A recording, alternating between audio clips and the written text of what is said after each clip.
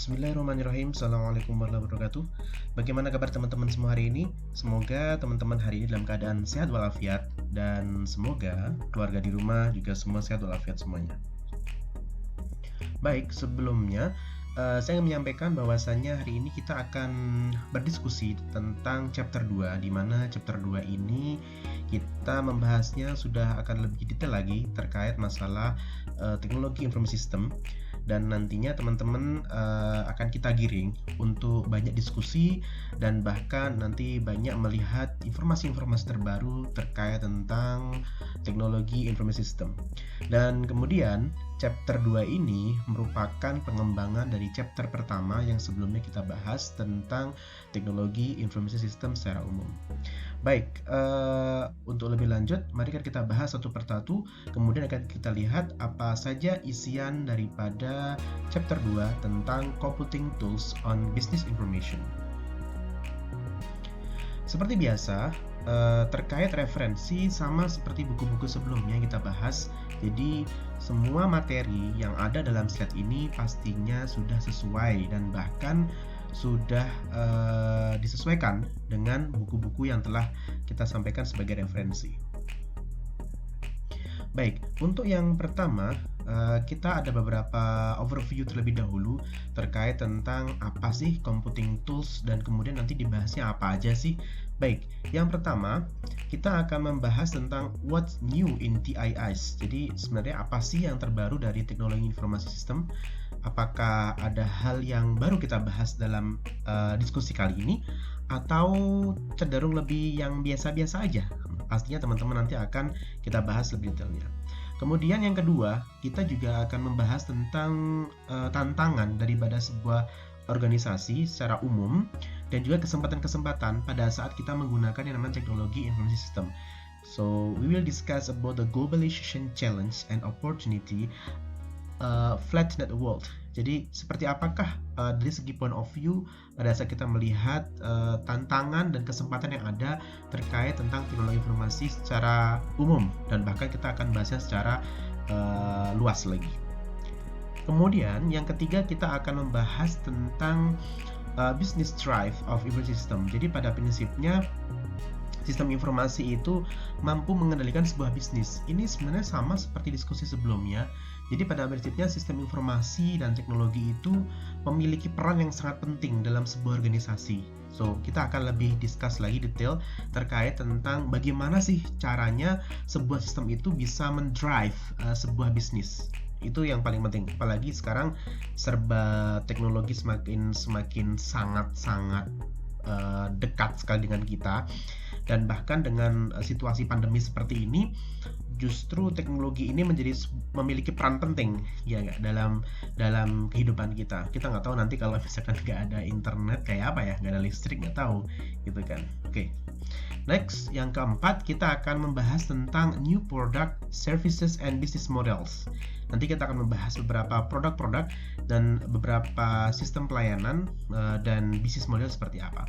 Terus kemudian ada lagi kita bahas tentang what is an information system. Nah, kemarin kita udah bahas tentang teknologi informasi seperti apa sih gitu kan.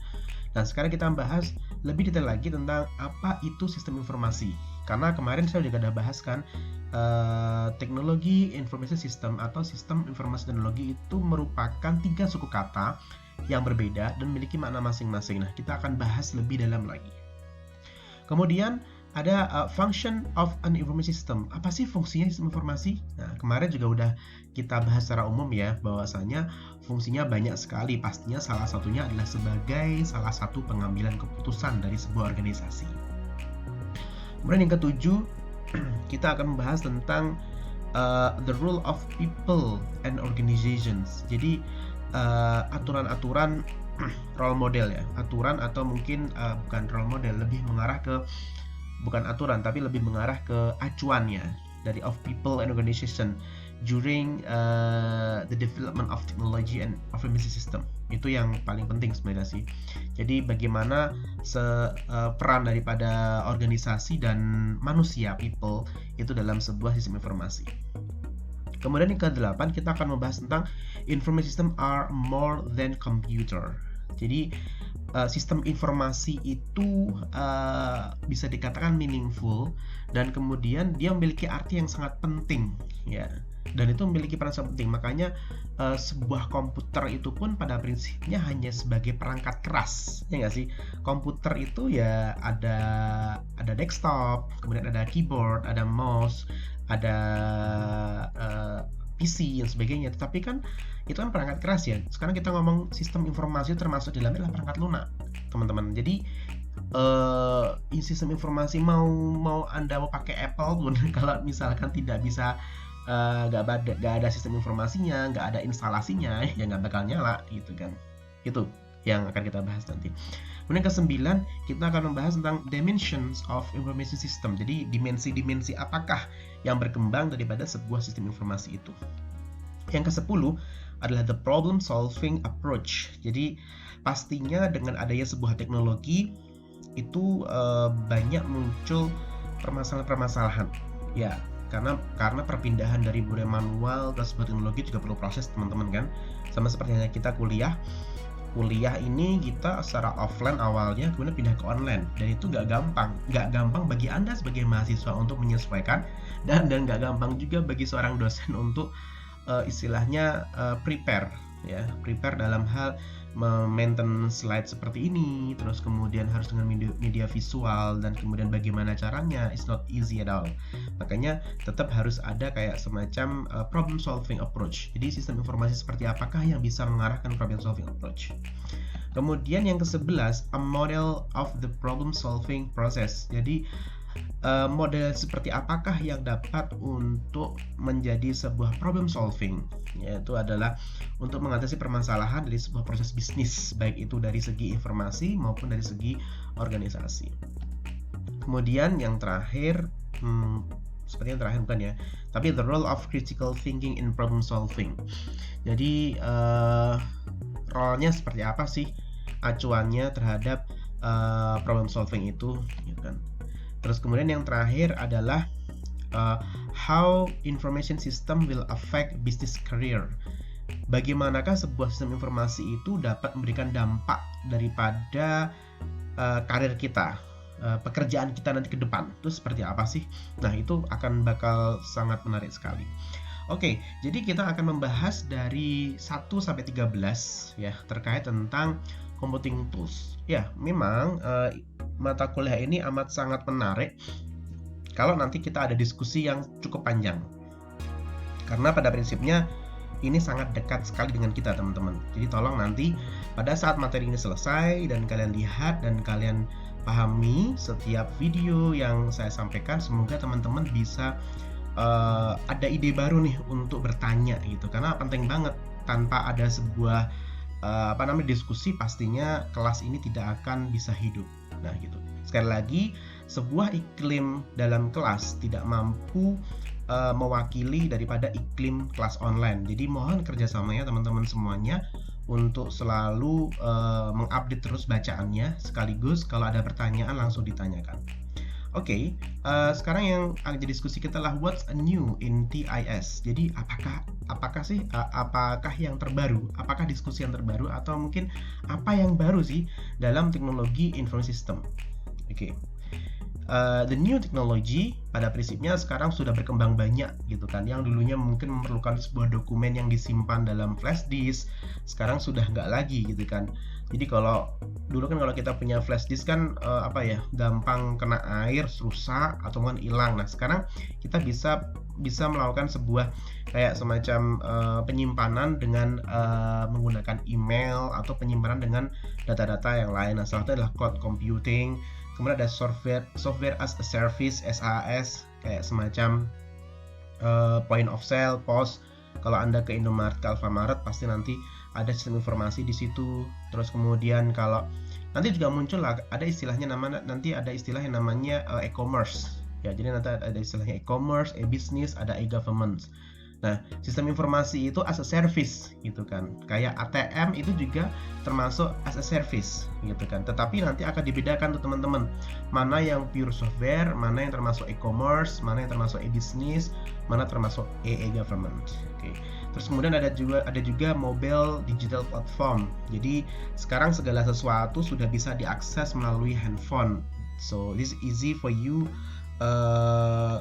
to control your activity in your hand gitu kan, karena gampang sekali. Mau kita lihat tabungan, bisa kita lihat HP, mobile banking, atau mungkin kita bisa lihat aplikasi lain terkait masalah misalkan kayak Google Drive, terus kemudian ada OneDrive, terus kemudian ada cloud. Itu semuanya juga ada di HP gitu kan. Jadi teman-teman aktivitas sekarang di HP, jadi nggak harus buka yang namanya laptop gitu. Kalau dulu mungkin orang datang ke warnet gitu kan, terus kemudian agak susah tuh, apalagi harganya yang per jaman gitu. Karena sekarang semua dengan teknologi, dan kemudian didukung dengan provider yang sudah mapan intinya. Dulu mungkin lebih enak paket-paketan ya gitu kan. Kalau sekarang mainnya kuota gitu kan. Jadi kadang-kadang ada ekstra kuota dan sebagainya. Jadi kadang-kadang agak berat juga kalau kita main kuota. Tapi kalau sistem paket juga ada sebenarnya, tapi nggak begitu banyak gitu.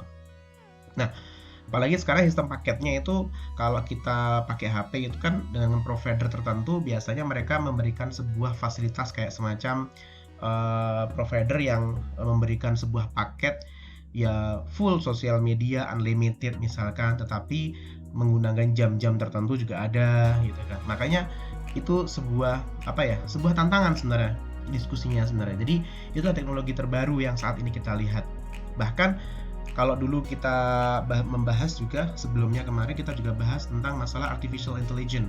Jadi segala sesuatu sudah terekam dari sebuah komputer. Jadi kita mau di mana aja bisa ketahuan selama kita punya identitas tertentu. Oleh karena itu data itu sangat penting sekali teman-teman. Jangan sampai pada saat kita menginstal sesuatu, terus kemudian kalian dengan bebas menggunakan email kalian. Paling tidak Anda harus memprotek email kalian biar tidak tersebar datanya dengan bebas gitu. Oke, selanjutnya itu adalah teknologi terbaru. Ya pastinya berkembang terus ya, nggak hanya cuma pada tingkat cloud computing, nggak hanya pada tingkat yang software as a service, bukan hanya saja tingkat mobile digital platform, tetapi juga hal-hal yang lain gitu kan, karena banyak sekali kalau diskusi tentang masalah itu. Kemudian apa juga yang terbaru selain hanya teknologi yang terbaru? Yang pertama adalah people and behavior changes. Jadi perilaku manusia itu juga berubah pada saat segala sesuatu berbau teknologi itu semua berubah. Sistem informasi dengan cepat untuk berkembang, dan kemudian didukung dengan teknologi yang cukup cepat perkembangannya, maka itu juga mempengaruhi perilaku daripada manusia itu. Di sini kita bisa melihat bahwasanya manager are social network and collaboration. Nah, pada saat kita pengen kerja sama orang dengan perkembangan ini, maka orang sekarang beralih. Dulu kan kita pakai kayak semacam ini ya, nggak hanya dulu sih, sekarang pun masih ada sih kayak semacam kartu nama gitu kan. Nah, sekarang sudah nggak lagi pakai kartu nama. Sekarang modelnya dengan menggunakan kayak semacam mereka membuat akun Facebook atau menggunakan LinkedIn, yaitu akun profesional biasanya, dan kemudian mereka menampilkan profil mereka dari S1, S2, S3, dan kemudian dia mengupload atau men-share terkait masalah apa diskusi yang lagi berkembang saat ini. Jadi orang bisa melihat profil dari LinkedIn atau dari beberapa Facebook yang memang untuk profesional gitu kan. Nah, makanya orang pada saat ini mereka nggak akan tanya, boleh minta kartu nama enggak? Silahkan follow Facebook saya di sini, atau mungkin kalau dulu zaman-zamannya BlackBerry bisa lihat pin saya, bisa bagi-bagi pin gitu kan. Jadi sekarang sudah berpindah gitu kan. Kalau WhatsApp mungkin memang banyak gitu kan, tetapi sekarang tidak hanya WhatsApp yang berkembang, tapi sosial media kayak semacam Instagram, Facebook itu juga bisa sebagai salah satu bentuk untuk kerjasama gitu kan. Artinya they want to know to each other gitu kan. Mereka akan berkenalan di situ dan akan memahami satu sama lain gitu. Itu contoh yang paling sederhana ya. Jadi mereka menggunakan beberapa platform sosial media dan kemudian menggunakan beberapa platform digital yang memang untuk kolaborasi terhadap pekerjaan mereka. Jadi bisa membangun sebuah kerjasama antar satu dengan yang lain. Kemudian employee have access to powerful decision aid. Jadi pada prinsipnya para pekerjanya pun juga karena melihat pimpinannya juga akhirnya bisa menggunakan media elektronik yang lain, tidak manual atau tradisional, akhirnya mereka menggunakan juga salah satu dengan contoh misalkan profil-profil iklan-iklan tertentu dalam hal untuk memberikan sebuah perkenalan gitu.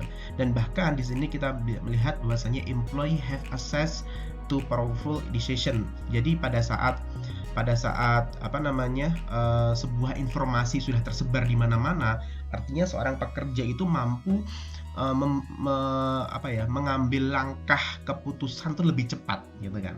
Contoh nih misalkan, oke, kita mau research terkait tentang masalah nasabah bank gitu misalkan ya. Nasabah bank. Sekarang kita bisa melihat sejauh mana anak-anak milenial saat ini itu mereka menggunakan platform digital. Nah, mereka bisa lihat tuh dari Instagram atau Facebook, terus kemudian mereka lebih prefer mana nih kira-kira. Oh, ternyata rata-rata anak milenial saat ini itu mereka tuh lebih suka untuk jualan dan beli barang itu secara online gitu kan. Nah, sekarang bisa nggak kalau kita dari pihak bank itu membuat sebuah kayak semacam sistem pembayaran secara online, tetapi dengan kerjasama dengan beberapa e-business dan e-commerce. Oh, bisa akhirnya kerjasama tuh akhirnya kan. Akhirnya di situ ada pengambilan keputusan dari sebuah karyawan atau organisasi untuk melakukan sebuah kayak semacam kerjasama dengan pihak lain gitu. Nah, akhirnya apa? Akhirnya semakin kuat tuh. Oh ya, anak milenial tuh banyak itu. Dulu saya pernah diskusi sama manajer bank CIMB Niaga di Jakarta, lebih tepatnya di daerah mana ya tadi ya? Bukan Sentul sih, daerah Jakarta yang termasuk yang ujung gitu. Saya lupa daerahnya mana. Jadi di situ beliau mengatakan bahwasanya segmentasi pasar saya adalah anak-anak muda milenial yang yang suka untuk berjual, yang suka untuk melakukan transaksi dengan online gitu. Akhirnya apa? Brandnya di CIMB Niaga itu rata-rata masuk ke platform-platform yang memang untuk jual beli secara online gitu. Dan kemudian pada saat saya melihat ruangannya di bank CIMB Niaga itu ternyata Masya Allah anak-anak masih muda-muda gitu kan. Jadi mereka tuh meng-hire karena memang segmentasi pasar anak muda, maka mereka juga meng-hire marketing, accounting, terus bagian finance, itu semuanya rata-rata anak muda. Jadi mereka tuh berpikirnya gini, karena segmentasi pasar saya adalah anak muda ke atas ya, artinya nanti juga umur 30, 35 dengan beberapa segmentasi pasar, ternyata dengan merekrut anak-anak muda yang memiliki jiwa-jiwa semangat yang luar biasa, Bank CIMB Niaga mencoba untuk meng-hire itu gitu kan. Dan karena apa? Karena mereka tahu apa yang mereka mau, tahu nggak? Jadi karyawan mereka, karena mereka anak muda, mereka tahu nih apa yang dimaui oleh sebuah pasar gitu kan. Sama seperti halnya itu. Nah, maka itu berubah perilakunya yang awalnya menjadi keperluan yang tidak begitu penting menjadi sebuah penting gitu kan. Kalau dulu ada istilahnya tersier, sekunder, primer. Nah, ini udah mengarah ke yang primary, penting gitu kan. Nah, terus kemudian ada virtual meeting are accepted and used. Nah, dengan adanya manajer menggunakan sosial media, kemudian para pekerja juga sekarang sudah bisa mengakses dan melakukan sebuah pengambilan keputusan. Nah, maka yang ketiga adalah dengan adanya itu maka perlu adanya sebuah kayak semacam istilahnya apa ya? Bukan meeting tapi lebih kepada follow up. Nah, gitu. Jadi dengan perlu adanya follow up. Nah, terus kemudian caranya bagaimana mereka follow up itu? Akhirnya untuk menanggulangi adanya miskomunikasi dan kemudian biar follow up-nya lebih gampang, maka bisa dilakukan dengan virtual meeting. Nah, gitu kan. Nah, akhirnya sorry bro, kayaknya saya nggak sempet nih untuk meeting bareng ke situ karena di Jakarta sangat ini padat sekali. Oh, nggak apa-apa, kita meetingnya virtual aja dah. Nah, bisa. Nah, itu artinya apa? Karena bisa jadi pada saat kita kerja sama dengan pihak lain, ya, mungkin bisa jadi kerjasama itu sudah didahului oleh perusahaan lain. Makanya timing itu penting banget gitu kan. Walaupun hanya cuma berjarak for a second, hanya cuma beberapa detik, tapi ternyata itu juga sangat penting sekali gitu kan.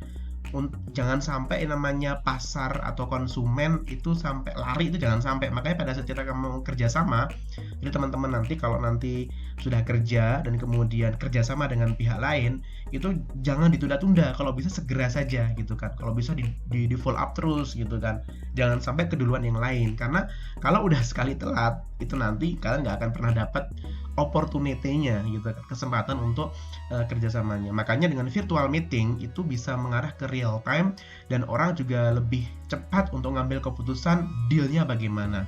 So people and behavior changing ya, jadi semua berubah, semuanya pengen serba cepat, real time, dan nggak perlu bertele-tele.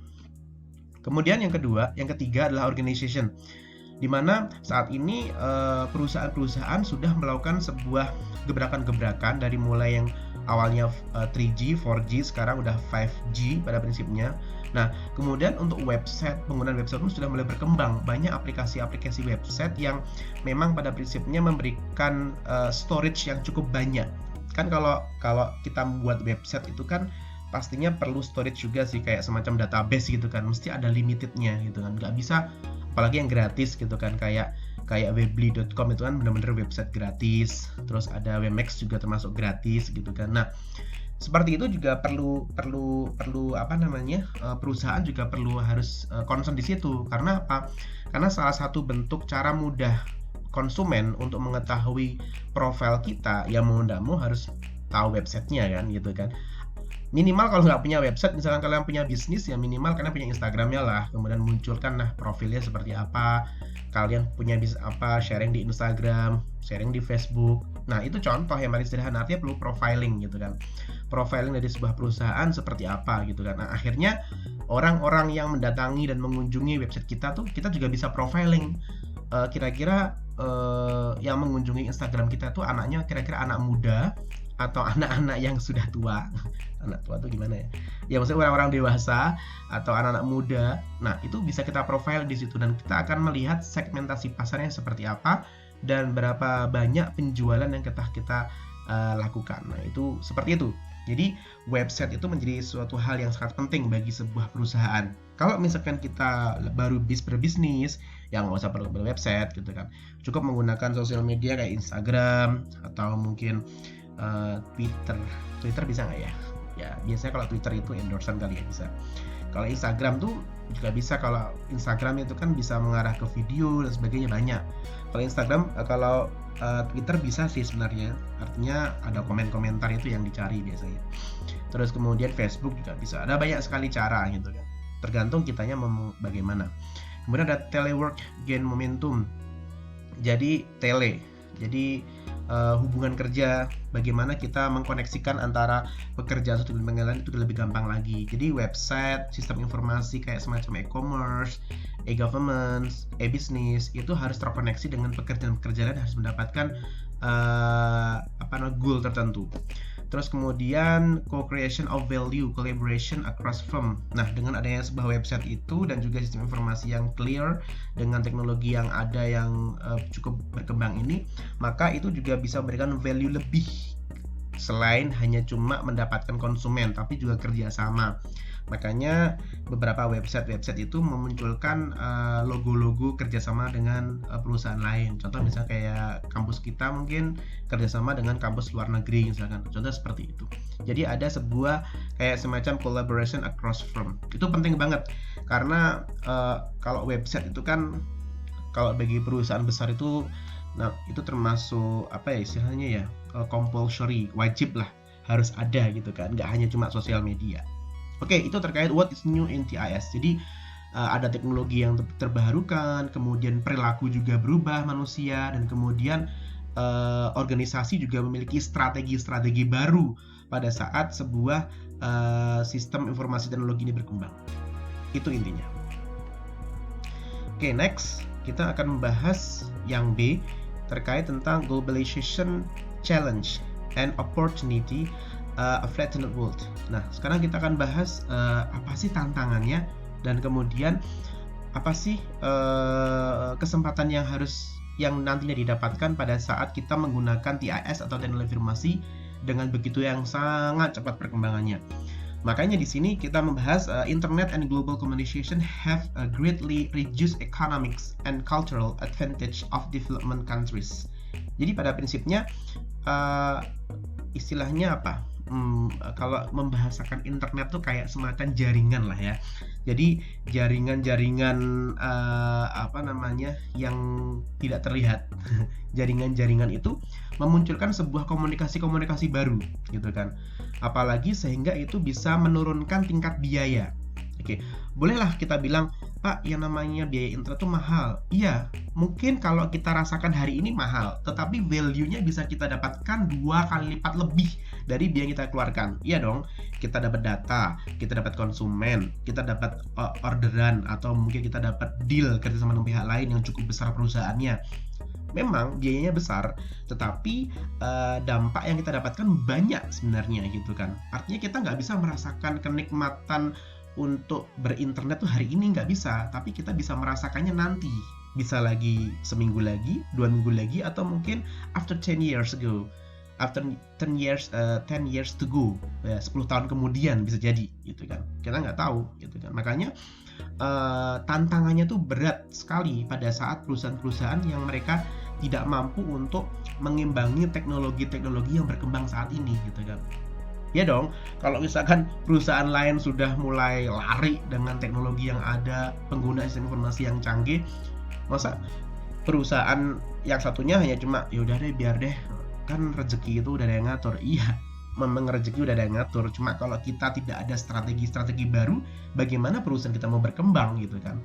Ibarat kata kalau kita membangun sebuah bisnis, itu kita harus memunculkan ide-ide baru gimana caranya produk kita terjual. Nggak hanya cuma ngomongin tentang masalah oke, kita perlu anak muda, nggak cukup anak muda aja, perlu juga sistem informasi atau teknologi-teknologi yang di dalamnya memang itu perlu kita buat gitu, kayak semacam website, kemudian aplikasi-aplikasi lain itu harus kita dukung gitu kan. Karena apa? Karena anak zaman sekarang itu lebih cenderung, bukan anak zaman sekarang ya, orang sekarang itu lebih suka yang instan-instan gitu kan. Tetapi perlu diingat teman-teman, kesuksesan yang instan itu tidak akan pernah kekal selamanya gitu kan. Jadi kalau kita membangun sebuah bisnis, alangkah baiknya bisnis itu berproses teman-teman. Jadi nggak instan langsung. Ya bisa sih, banyak cara sebenarnya kalau kita pengen instan bisa kayak semacam kita membangun sebuah karir gitu kan, pengen menjadi top of manager gitu, bisa sih dengan cara-cara yang tidak halal gitu kan. Tetapi yang kita lihat bukan itunya, yang kita adalah prosesnya gitu kan. Ada kalanya perusahaan itu harus belajar bagaimana memahami sebuah proses bisnis gitu kan, memahami oke, pangsa pasar saya segini, modal saya segini, disesuaikan gitu kan. Bukan berarti kalau kita nggak mampu, tapi kita ada strateginya gitu.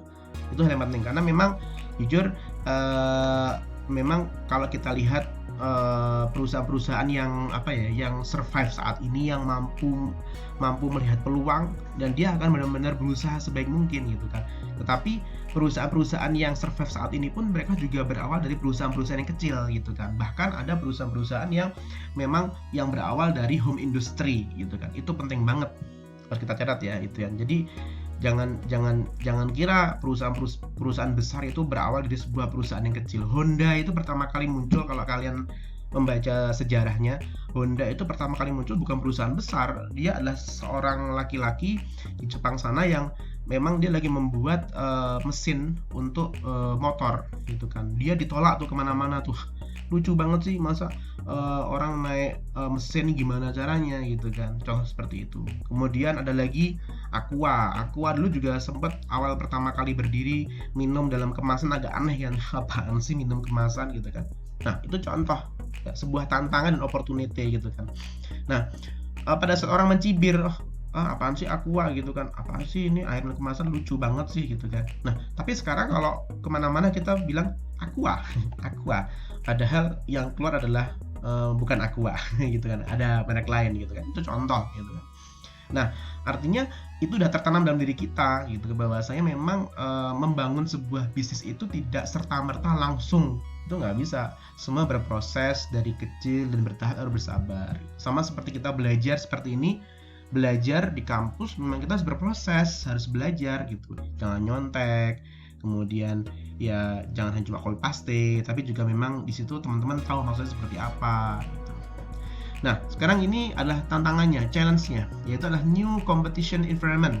Tadi saya bilang, jadi tantangannya yang lain udah pada lari nih, kita belum lari. Nah, itu jangan sampai. Jadi harus berkompetisi, fastabiqul khairat gitu. Gimana caranya antar perusahaan, antar bisnismen, antar UMKM itu saling bersaing dengan bersaing yang bagus gitu kan. Dan persaingannya itu pun juga didukung dengan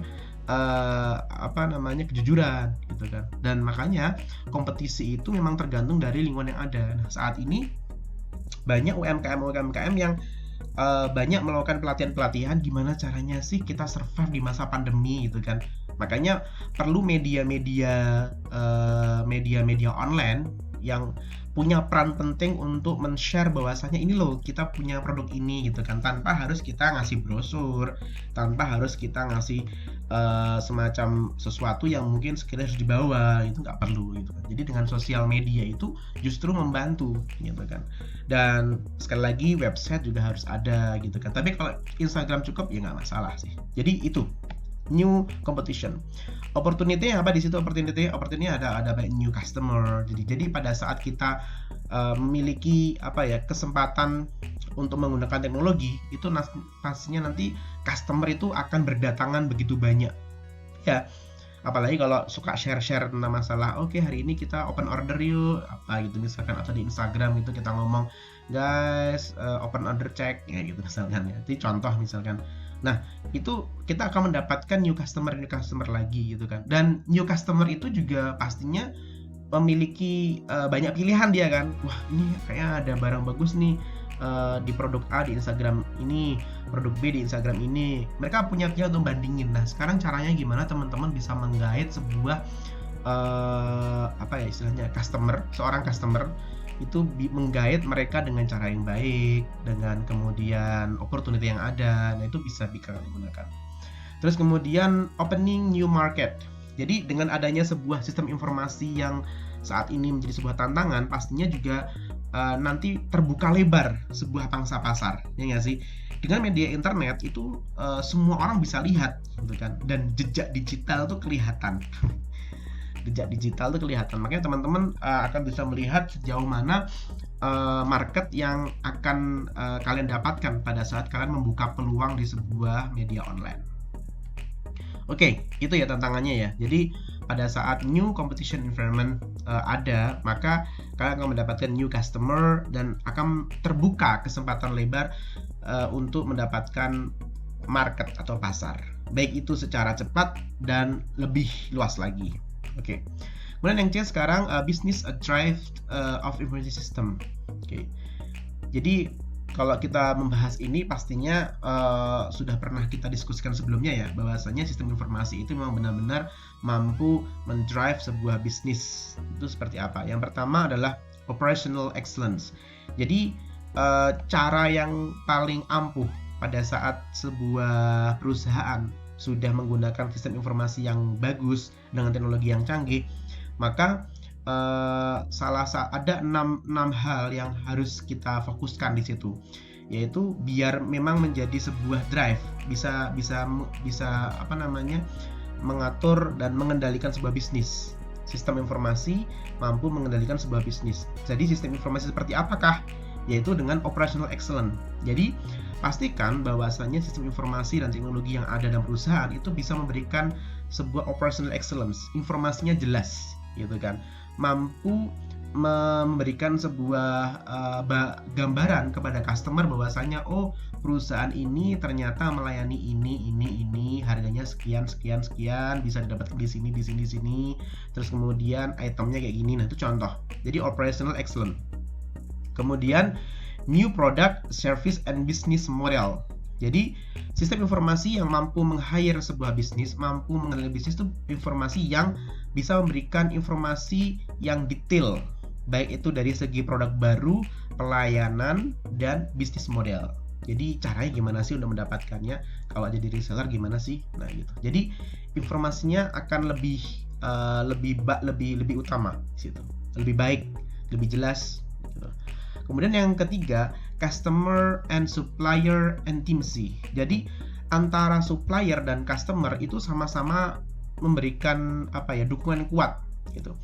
Sistem informasi yang seperti apakah yang mampu mengendalikan bisnis? Yaitu sistem informasi yang bisa mempertemukan antara supplier dan customer. Makanya nanti ada istilahnya B2C, B2B, dan C2C. Ya, nanti akan kita bahas itu. Jadi intimacy itu kalau dalam kamus intimacy itu artinya keintiman, artinya itu mereka tuh benar-benar bertemu dalam satu platform itu, gitu kan. Kan enak ketemu langsung sama, kan ada kan beberapa website yang menjual barang-barang tertentu, terus kemudian mereka bertemu antara supplier dengan customer, baik itu yang B2B, business to business, ada jadi C2C, customer to customer, ada lagi B2C, business to customer juga ada. Dan kita bahas nanti. Kemudian improve decision making.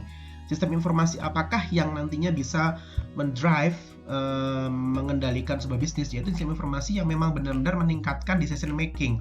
Semakin lengkap sistem informasi dan teknologi itu semakin canggih, maka itu bisa meningkatkan kualitas daripada pengambilan keputusan. Iya dong, pada saat sistem informasi itu lengkap, detail, dan sampai clear, presentasinya kelihatan, semua lengkap, itu pasti nantinya mudah sekali untuk meningkatkan yang namanya mudah sekali kita untuk mengambil keputusan.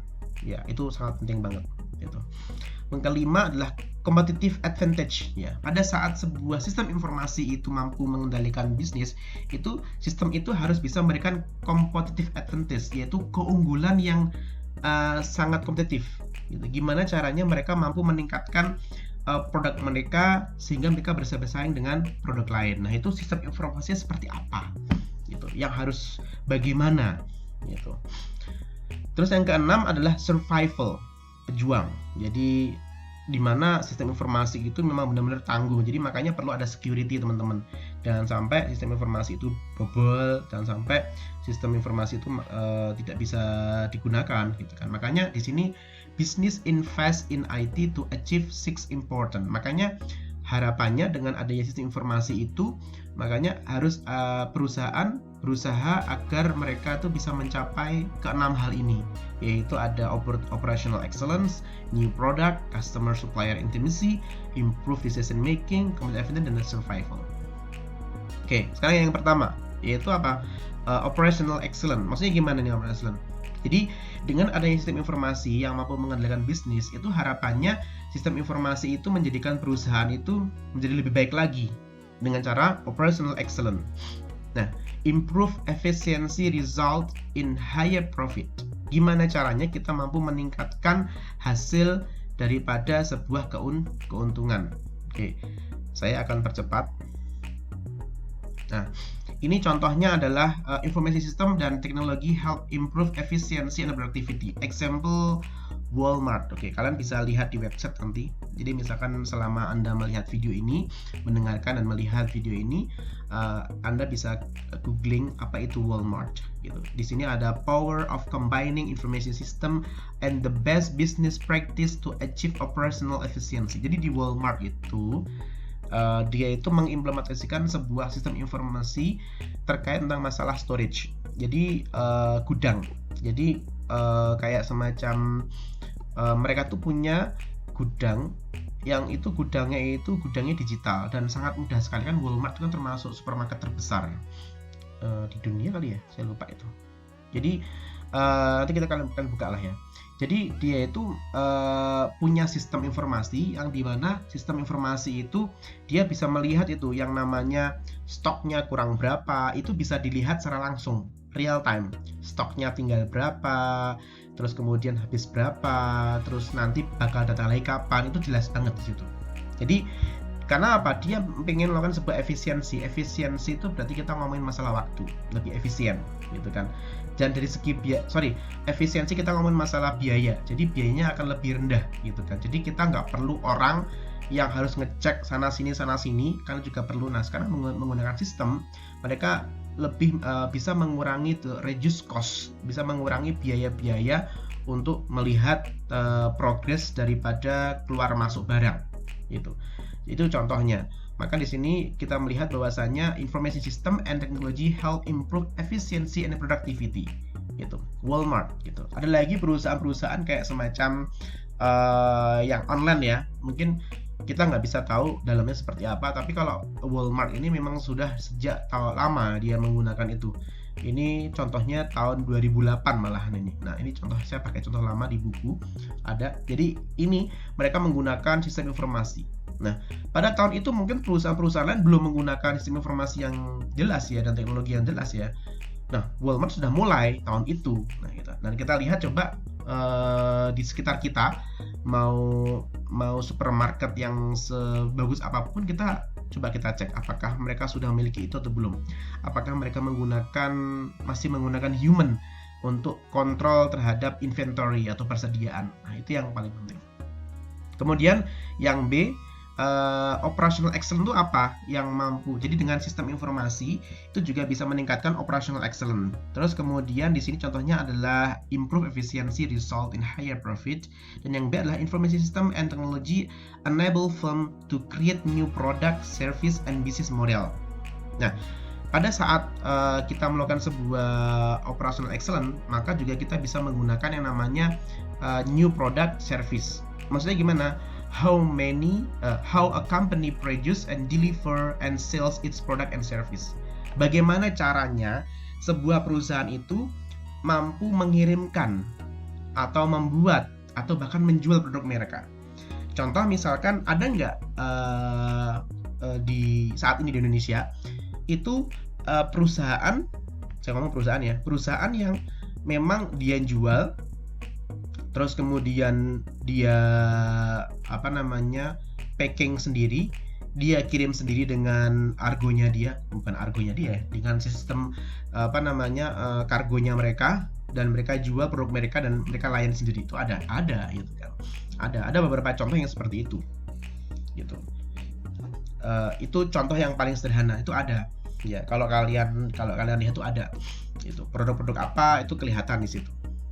Masa nggak tahu? Salah satu contohnya adalah ini Lazada. Ya, Lazada itu juga ada. Jadi ada produk-produknya, mereka membuat produk, itu kan contohnya Lazada. Ada lagi produk lain selain Lazada itu apa ya? Saya lupa. Ada. Jadi mereka tuh benar-benar membuat dan mereka punya storage-nya sendiri, ada inventory-nya. Saya lupa namanya apa ya. Di luar negeri itu namanya nanti kita akan diskusi lagi nanti. Yang jelas saya lupa ingat gitu. Itu contoh ya. Jadi how a company produce. Jadi bagaimana caranya mereka tuh memproduce. Jadi mereka dengan adanya sistem informasi yang clear, tahu pangsa pasar mereka tuh apa, mereka akhirnya buat produk itu gitu kan.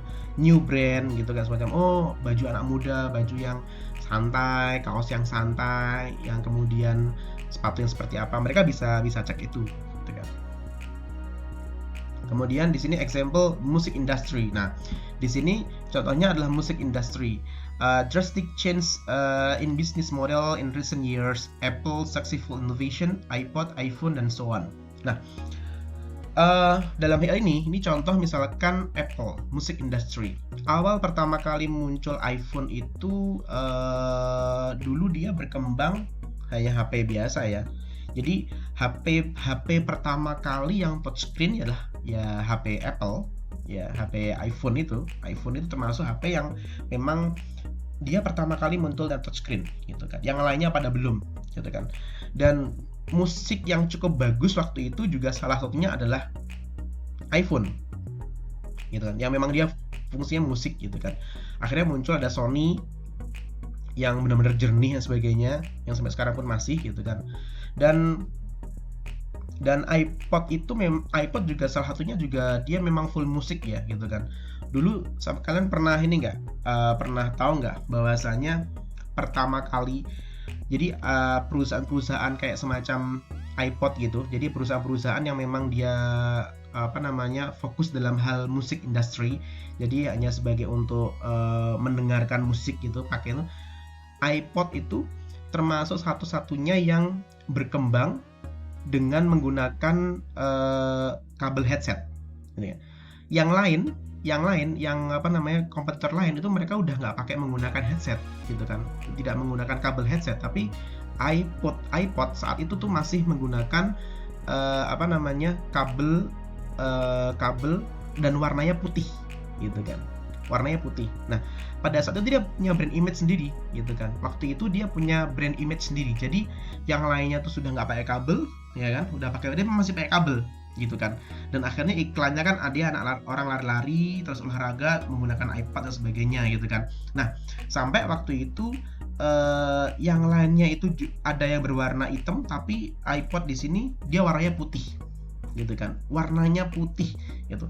Itu membuktikan bahwasanya apa, dia punya brand innovation sendiri gitu kan. Kenapa warna putih ya? Akhirnya apa? Akhirnya orang-orang yang nggak punya iPod kemudian mereka mencoba biar kelihatan pakai iPod, akhirnya apa? Akhirnya mereka beli headset kabel ini yang berwarna putih, jadi biar kelihatan kayak iPod gitu kan. Akhirnya orang-orang itu pada perusahaan-perusahaan lain itu akhirnya juga pada mencoba untuk membuat hal yang sama seperti Apple lakukan gitu kan. Makanya itu salah satu sebuah brand yang sudah dipatenkan oleh mereka dengan cara menonjolkan sebuah sisi lain dari sebuah iPod gitu kan. Karena waktu itu memang udah ada produk-produk lain yang dia sudah nggak pakai kabel, tapi si iPod ini masih pakai kabel gitu kan. Artinya biar kelihatan bahwasanya ternyata pakai kabel masih enak ya gitu kan. Tapi waktu itu dia malah pakai warna putih gitu kan. Jadi orang itu kalau pengen biar kelihatan pakai iPod tuh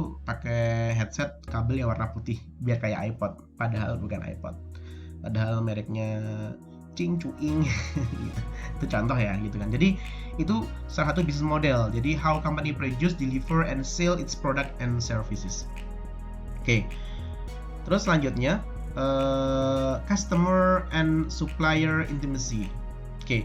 Jadi dengan adanya sebuah sistem informasi itu, jadi diskusi dan permintaan daripada customer dan supplier itu semakin dekat dengan adanya sistem informasi. Makanya with stunning multi-touch, perusahaan-perusahaan itu pada prinsipnya agak kaget dengan adanya iPhone itu keluar dengan touchscreen gitu kan. Wah, touchscreen nih, wah itu kok bisa ya gitu, gimana caranya gitu kan. Nah, di sini semakin dekat sekali mendekatkan seorang customer dan supplier untuk saling berhubungan. Mereka bisa kontak, bisa menggunakan sosial media dan sebagainya itu dengan menggunakan iPhone gitu kan. Dan iPhone di sini sudah full dengan internet. HP-HP lain belum ada internetnya gitu kan. Terus kemudian kameranya juga termasuk saat itu paling bagus pertama kali keluar, dan termasuk dia portable. Jadi dia udah nggak iPod sudah berkembang, cuma iPod sudah tidak begitu produksi baru lagi, tetapi akhirnya pindah ke iPhone gitu kan. Di situ kita bisa teleponan orang, kemudian kita bisa internetan, bisa kamera, dan sangat-sangat usable gitu kan. Sehingga orang tuh gampang banget untuk bisa ketemu, untuk bisa melakukan diskusi gitu kan. Karena waktu itu kan masih kayak pager gitu ya gitu kan. Jadi agak repot gitu. Nah, kemudian di situ juga tetap ada music player. Apple's iPhone has set a new standard for mobile phones. All the Apple product have transformed from the music and entertainment industry. Jadi awalnya memang dari sebuah musik, dari sebuah iPod, dan sekarang berkembang menjadi sebuah iPhone, dan sekarang sudah menjadi sebuah komputer dan sebagainya, berkembang pesat sekali gitu kan. Makanya segmentasi pasar untuk iPhone itu memang cukup luas dan limited. Luas tapi limited.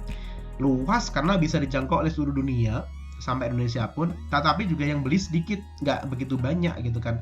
Hanya orang-orang tertentu, nggak sedikit sih, banyak, cuma orang-orang tertentu. Definisi limit saya adalah orang-orang tertentu yang memang itu dia memang sangat memahami Apple tuh bagusnya di sini loh, ini lah gitu. Kayak semacam kalian beli HP Nokia atau Samsung, ini. Nah, itu orang yang benar-benar paham gitu kan tentang teknologi itu. Kalau saya sendiri sih yang penting bisa buat telepon-teleponan dan bisa ngetik, dia udah cukup lah gitu kan. Kalau beli Apple tuh kayaknya agak berat. Itu contoh ya. Oke, terus yang ketiga, customer supplier intimacy masih sama ya. Jadi memang pada prinsipnya siapa sajakah yang menjadi sebuah diskusi baru di sini dalam hal sistem informasi, yaitu customer dan supplier. Customer who care serve well become repeat customer who purchase more. Nah, dengan adanya sistem informasi ini lebih dekat lagi, maka yang namanya customer itu bisa jadi dia melakukan pembelian yang kesekian kalinya. Jadi awalnya menjadi seorang customer, kemudian menjadi seorang consumer Nah, gitu. Atau mungkin sebaliknya, awalnya consumer jadi seorang customer. Nah, itu. Ya. Terus kemudian example, Mandarin Oriental Hotel use IT to foster an intimate relationship with its customer, keeping track of preference and so on. Nah, ini salah satu adalah Mandarin Oriental Hotel. Dia menggunakan teknologi informasi untuk mempercepat proses hubungan antara customer dengan pihak hotel, keeping track and preference and so on. Gitu. Makanya pada saat kita pergi ke hotel kan ditanya, mohon maaf bisa lihat KTP-nya dan sebagainya, mereka setting itu gitu kan. Kalau mereka aware ya, mereka masukkan dalam sebuah sistem informasi, kemudian mereka recall kembali, Bapak Bahrul dulu pernah nginep di hotel di sini, Bapak kita ada promo gini. Nah, data itu penting banget teman-teman. Close relationship with supplier result of lower cost dan sebagainya. Nah, intinya memang yang namanya dengan teknologi informasi itu mendekatkan antara supplier dengan customer, dengan buyer dengan customer, buyer to buyer, customer to customer. Oke. Kemudian yang keempat adalah improve decision. Jadi improving decision making. If manager rely on forecast, best guess and luck, they will misallocate employee, service and inventory. Jadi pada saat kita melihat sebuah sistem informasi, itu harapannya kita bisa memberikan sebuah pengambilan keputusan yang cepat dan lebih bagus pada saat baik itu dari segi inventory, persediaan, services maupun yang lainnya. Kemudian real-time data improve ability of manager to make decision. Nah, ini sama ya. Jadi mampu untuk melakukan sebuah pengambilan keputusan. Kemudian yang kelima, competitive advantage, yaitu often result from achieving previous business objective. Jadi pastinya dengan adanya sistem informasi itu perusahaan akan meningkatkan competitive advantage-nya gitu kan. Yang menjadi keunggulannya tuh apa? Gitu. Yaitu charging less for superior product, Toyota, UCTPS sebagainya. Nah, ini salah satu keutamaan kalau kita menggunakan mobil Toyota. Itu ada istilahnya Toyota Production System, yaitu achieve high level of efficiency and quality. Jadi dia di pabriknya dia tuh ada istilah TPS. Kalau sekarang tuh namanya apa ya? Itu udah berubah sih. Sekarang namanya bukan TPS tapi quality production apa gitu. Jadi berubah namanya. Jadi dia itu memastikan bahwasanya sebelum barang itu benar-benar kelar, dia bukan di test drive tapi dilihat semua dari kualitinya. Ya istilah namanya QC lah, quality control gitu. Tapi quality control dia memang menggunakan sistem gitu kan, sistem digital. Jadi kayak semacam kalau orang di apa istilahnya ya, kalau sakit itu dia di ronsen ya kali ya, atau mungkin itulah poinnya. Jadi ada istilahnya, ada melihat secara digital ada yang kurang apa tidak. Nah, itu bisa dilihat. Dan kemudian inilah keutamaan daripada, dan ini sebuah perbedaan dibandingkan dengan komputer lain gitu. Yang keenam adalah survival. Business might need to invest in information system out of necessity, simplify the cost of doing business. Sekali lagi, yang namanya sebuah sistem informasi itu mahal harganya, tetapi pada prinsipnya kita bisa merasakannya nanti setelah 5 atau 10 tahun kemudian. Keeping up with competitor, Citibank, ATMs. Nah, ini para mereka yang mencoba untuk survive dalam dunia teknologi dan informasi. Jadi banyak sekali perusahaan-perusahaan yang sekarang sudah memperbanyak ATM-nya. Kan dulu kan ada kan, kayak Bank Muamalat dulu pertama kali belum ada ATM itu kan, aja agak susah kalau orang harus ngambil. Nah, sekarang orang sudah bisa ngambil lewat ATM, dan bahkan orang nabung pun bisa pakai lewat ATM. Namanya istilahnya bank in. Jadi ada beberapa bank yang sudah menggunakan bank in. Jadi mereka nggak perlu ke teller, tapi mereka cukup datang ke ATM dan mereka masukkan sejumlah uang dan langsung masuk ke rekening kita. Itu bisa. Jadi nggak harus ke ATM. Itu teknologi yang terus dikembangkan gitu kan. Dan itu tidak semua kompetitor bank lain itu ada gitu kan. Kalau nggak salah di Yogyakarta tuh ada beberapa sih bank-bank yang sudah menggunakan bank in gitu. Oke. Kemudian sekarang yang D, what is information system? Ini kalau kita telusuri satu persatu ya. Oke, ini saya buka semua dulu. Jadi sistem informasi itu, teknologi informasi adalah the hardware of software and software a business use to achieve objective. Jadi teknologi informasi itu ya ada dua, hardware sama software gitu kan. Kalau kita ngomongin masalah perangkat kerasnya ya berarti kita hardware, kalau lunak ya sih software, berarti kayak semacam OS-nya gitu. Kemudian kalau sistem informasi adalah itu di dalamnya ada support. Jadi interrelated component that manage information to support decision making and control, help with analysis, visualization, and product creation. Jadi sistem informasi itu lebih kepada sebuah sistem yang memang kalau kita ngomongin sistem ya, kalau ngomongin sistem itu ya berarti di dalamnya berarti adalah software. Nah, software di dalamnya itu di mana di dalamnya itu juga harus support untuk pengambilan keputusan. Nah, jadi kalau teman-teman nanti istilahnya kalian membuat sebuah sistem atau mungkin kalian mendownload sebuah aplikasi tertentu, pastikan aplikasi itu mampu memberikan sebuah decision making untuk digunakan pengambilan keputusan gitu kan. Jangan sampai sudah mendownload, sudah membeli sebuah sistem informasi, sudah membeli sistem informasi akuntansi, ternyata tidak keluar tuh laporan keuangannya, kan lucu gitu kan. Makanya sistem informasi itu ya di dalamnya ada sebuah sistem yang memang digunakan ya untuk pengambilan keputusan, untuk mensupport pengambilan keputusan dan help with analysis, visualization, and product creation. Jadi di situ ada sebuah persentase, ada visualnya, ada grafiknya, ada macam-macam pokoknya intinya. Nah, harusnya seperti itu. Jadi kalau kita ngomongin teknologi ya tadi saya bilang teknologi itu ya berarti ada hardware sama software. Tapi kalau kita ngomongin sistem informasi berarti dengan adanya software yang ada dalam sebuah komputer itu harusnya software itu bisa memberikan sebuah informasi yang jelas gitu kan. Kita download aplikasi itu, harapannya dengan sebuah sistem informasi itu, dengan adanya software itu kemudian kalian bisa melihat hasilnya seperti apa dan bisa mendukung sebuah pengambilan keputusan. Itu contoh. Kemudian data itu data stream of raw fact, itu data-data bisa dalam bentuk angka, bisa dalam bentuk huruf, sebagainya. Information data shape into meaningful usable form. Ini saya kemarin ya. Jadi apa bedanya data sama information? Kalau data itu ya data stream, ada angka, huruf, tapi kita nggak tahu apa artinya. Tapi kalau information berarti data yang sudah memiliki makna, gitu kan.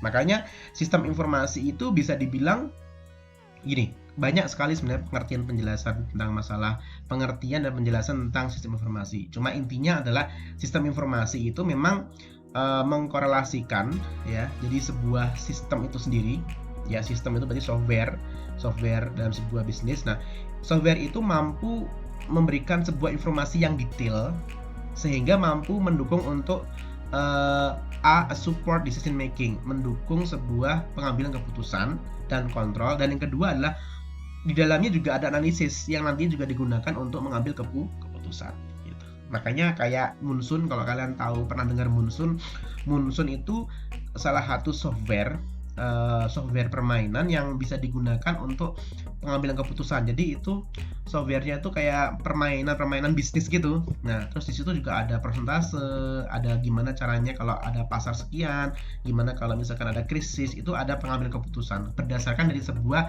rasio-rasio yang ditunjukkan dalam Munsun itu.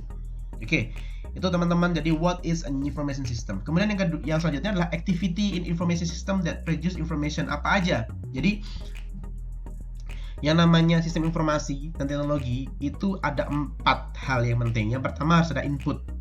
Inputnya itu apa? Kalau anak akuntansi inputnya ya data.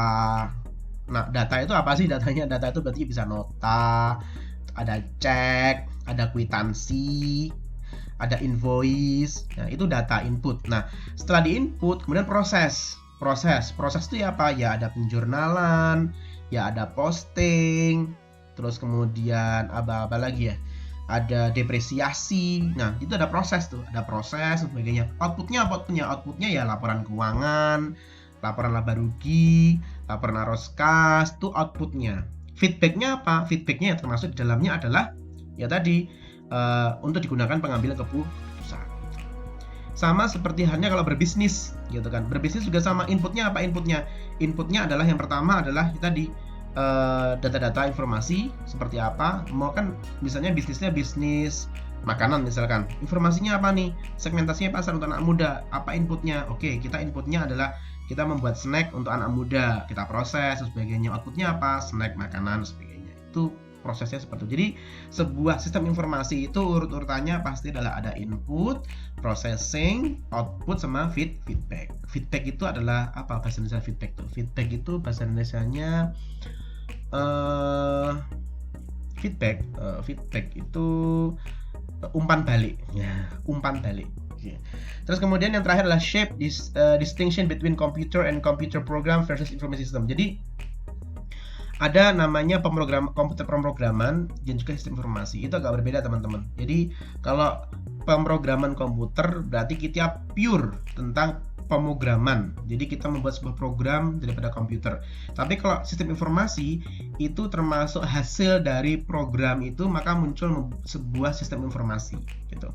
Jadi kalau teman-teman nanti pengen punya bisnis ya kan, terus aku perlu website, berarti perlu orang yang bisa membuat website. Isinya apa? Informasi perusahaan kita. Berarti informasinya harus apa?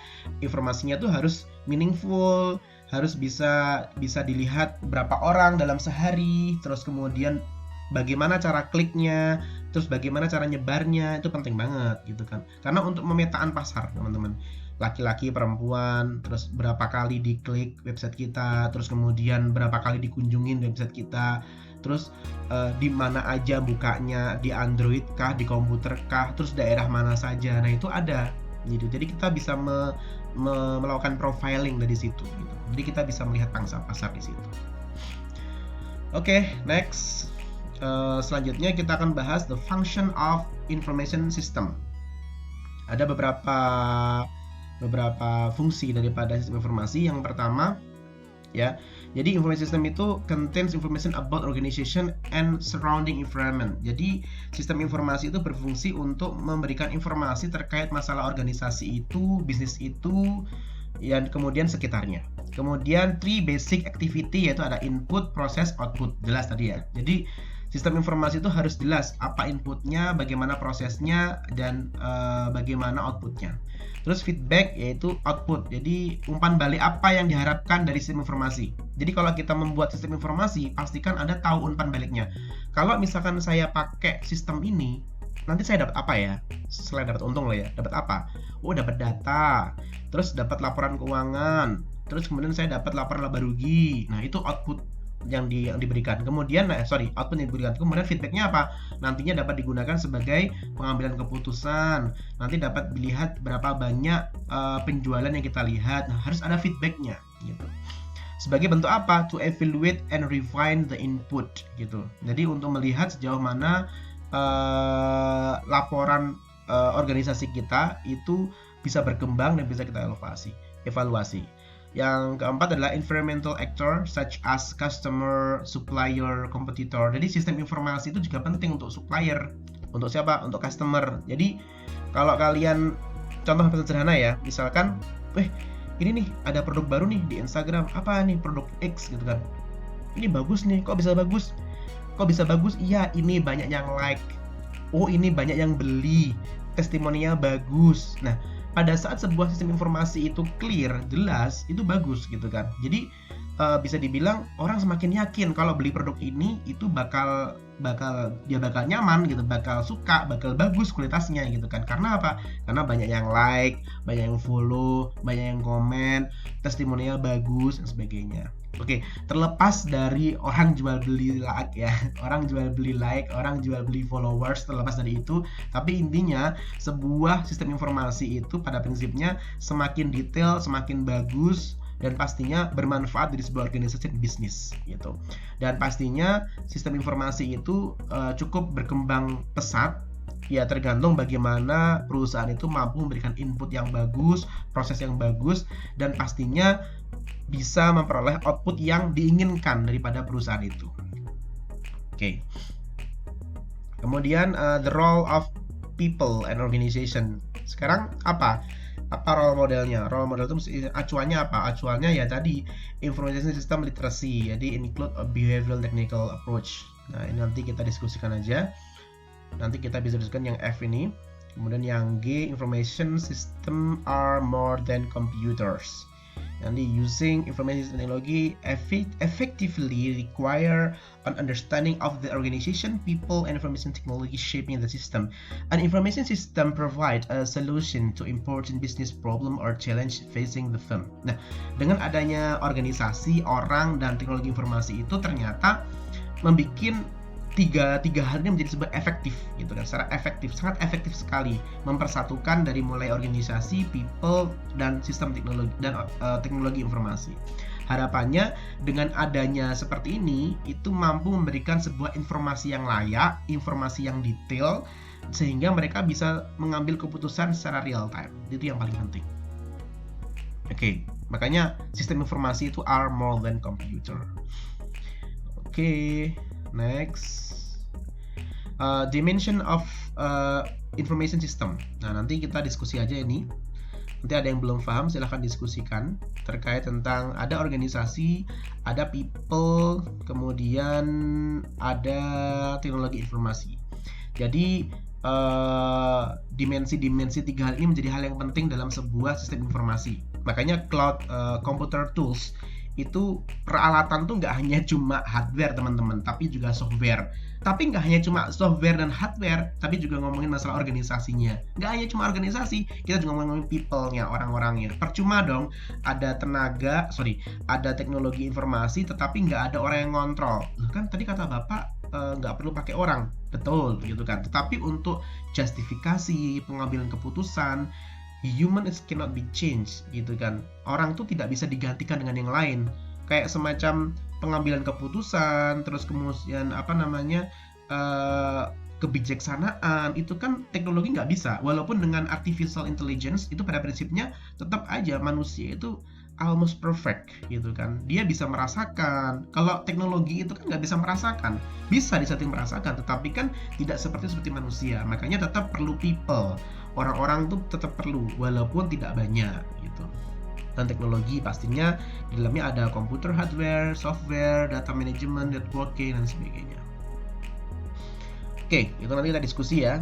Kemudian yang E, the problem solving approach. Jadi few business problem are simple and straightforward. Jadi banyak sekali perusahaan-perusahaan itu mereka yang tidak mau menggunakan teknologi, sehingga mereka maunya jalan terus gitu kan. Makanya ini harus diatasi gitu kan. Bagaimana cara untuk mengatasi yang namanya perusahaan yang seperti ini gitu kan. Few business problems are simply stick forward. Jadi harapannya kalau bisa harus sedikit yang memiliki masalah gitu kan. Jadi nantinya pada saat ada teknologi informasi itu harapannya bisa memperbaiki sebuah perusahaan. Most business problem involve a number of major factors that can be fall into three main categories such as organization, technology, and people. Nah, banyak sekali perusahaan-perusahaan yang memang tidak pernah mensupport dan tidak pernah mengerti apa sih yang saat ini sedang berkembang, baik itu secara people, teknologi, dan organisasi. Bagaimana mereka memanusiakan manusia, memanusiakan karyawan mereka, bagaimana mereka memberikan mereka merespon dengan teknologi yang berkembang saat ini itu harus peka gitu. Jangan sampai nggak peka gitu ya.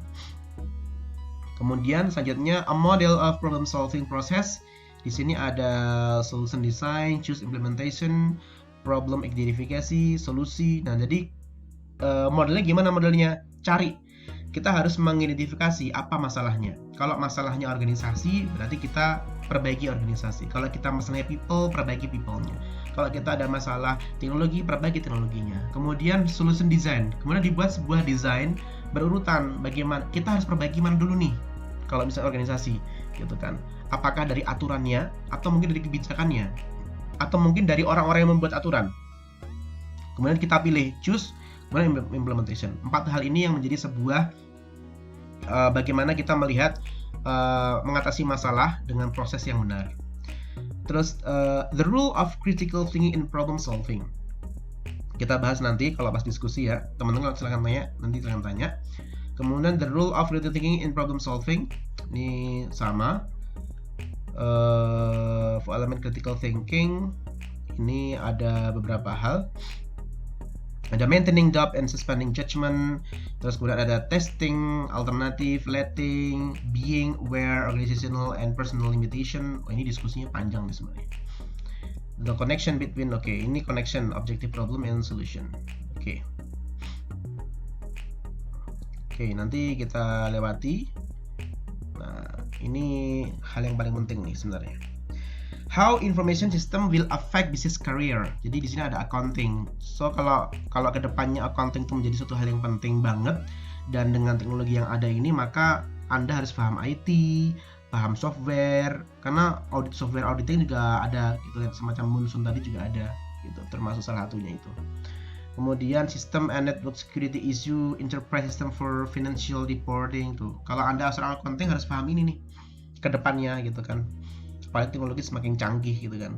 Ada financial, ini juga seperti ini, skillnya apa aja di sini ada semuanya. Marketing, kalau Anda nggak suka angka ya, sukanya ngobrol sama orang, ketemu orang baru, jadi orang marketing ya. Jadi Anda tuh kalau sekarang berpikirnya tuh harus tahu passionnya tuh kemana sih sebenarnya gitu kan. Walaupun Anda seorang accounting, Anda harus menemukan jati diri gitu. Makanya kalau Anda ikut kayak seminar atau pengembangan diri, ikuti aja gitu kan, karena passion itu akan kalian temukan sambil berjalan gitu kan. Kalian bisa sih tentukan passion sejak awal. Oke, aku harus suka ini karena aku bakal mau gini. Gak apa-apa. Kalian terus asah itu terus, insya Allah akan jadi. Tapi kalau Anda bingung mau jadi apa, mau bagaimana ke depan, maka Anda itu harus cari passionnya dan kemudian ikut kayak semacam seminar kepribadian untuk menentukan ke depan tuh langkahnya seperti apa gitu. Istilahnya nanti muhasabah diri lah memang gitu. Internet marketing dan sebagainya, banyak sekali di sini. Nah, nanti kita sebagai bahan diskusi. Oke, common requirement. Oke, semua baik profesi apapun Anda harus tahu bagaimana how IT help achieve six business objective. Nah, jadi kayak tadi. Jadi bagaimana caranya IT itu bisa memahami six objective tadi yang saya kemukakan di awal tadi, gitu kan. Gimana caranya memang benar-benar memahami control rule database, information analysis impact of environment, working with specialist and system designer. Nah, jadi ini persyaratan yang memang secara umum terkait tentang masalah sistem informasi. Nah, jadi kalau teman-teman pengen berkarir dalam hal pekerjaan apapun ke depannya, makanya teman-teman harus bisa memahami kelima hal ini. Baik itu untuk IT, kemudian database, sistem analisis, terus kemudian spesialis bidang apa, designer, ethical, social, legal information, dan issue, the use of IT to meet legal requirement. Oke, itu teman-teman diskusi hari ini. Jadi computing tools itu intinya adalah gimana caranya kita memahami bahwasanya computing tools itu adalah salah satu bentuk sebuah sistem informasi, baik itu berupa hardware sama software, tetapi didukung dengan tiga hal, ada organisasi, ada people, dan ada teknologi, gitu kan. Terus kemudian seperti bahasan saya sebelumnya, bahwasanya kita juga melihat dan untuk memastikan bahwasanya memang sistem informasi itu harus memiliki 6 hal tadi saya bilang tadi. Jadi operational excellence dan sampai pada bidang survival tadi. Baik teman-teman semuanya, cukup hari ini terkait tentang computing tools untuk chapter 2. Insya Allah kita akan diskusi lebih jelas lagi nanti lewat Instagram atau Microsoft Teams. Nanti kita informasikan. Untuk diskusi selanjutnya kita masuk ke Internet of Things. Oke, jadi sekali lagi saya ingatkan diskusi kita masih cukup panjang. Jadi teman-teman tolong siapkan pertanyaan, siapkan diskusi, dan kita akan sharing bersama-sama di live IG nantinya. Baik, terima kasih atas perhatiannya. Kurang lebih mohon maaf. Dan jangan lupa jaga kesehatan, stay healthy and always be happy. See you next. Assalamualaikum warahmatullahi wabarakatuh.